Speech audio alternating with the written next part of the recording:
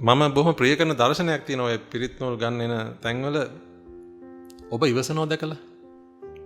ඒ තමයි මට දෙන පඳුරු. එන ඔබ මගෙන් පිරිත් නූලක් ගන්න එනකොට ඔබටත් පුළුවන් පිරිකර අරන් එන්න. ඒව මට අතට අහු වෙන පිරිකර ඕනේ නැහැ. ඒව ඔබ එහා පැත්තේ වැඩිනවා ඉන්න ස්වාමීන් වහන්සේට පූජා කරන්න. මහා සංඝරත්නය ඒව දෙන්න ඕන. නමුත් දැන් ඔබ දේශනාවක අහන් හිටියනේ පැය 5ක. හරි. ඒතර ආන්ගේ දේශනාවට දැන් මොකක්ද පිරිකරක් දෙන්න එපයි. යන්න කලින් මං කියන්නේ ඔන්නෝව තමයි මං ඔබෙන් බලාපොරොත්තු වෙන පිරිකර. කවුරු ඇවිල්ලා පොලින් පයින්නවා. ඔබ එතන ඉඳගෙන මෙත් වඩන්න. ඔබේ හිත ඒ වෙලාවට ගැටෙන්නේ නැති බව මට දර්ශනය වෙන දෙන්න පිංගුතුනි. ඔබ කම්පා නොවන බව.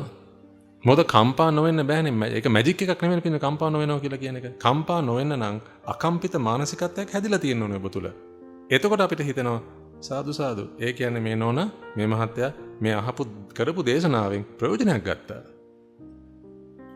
අන්න එතකොට පින්න අපිට තේරෙනවා මේ කරන වැඩේ ප්‍රතිඵලයක් තියෙනවා කියලා. මන් දන්න තරමින් අපි ගුරුවරයෙක්ට දෙන්න තියෙන උතුම්ම පඳුර තමයි. වටිනාම පඳුර තමයි පින්තුනි ආන්ගේ ගුරුවරයා කියන දේ කරන බව.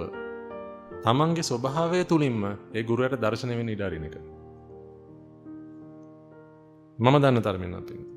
අන්න එහෙම තමයි මම මගේ ගුරුවරයාට සලකන්නේ.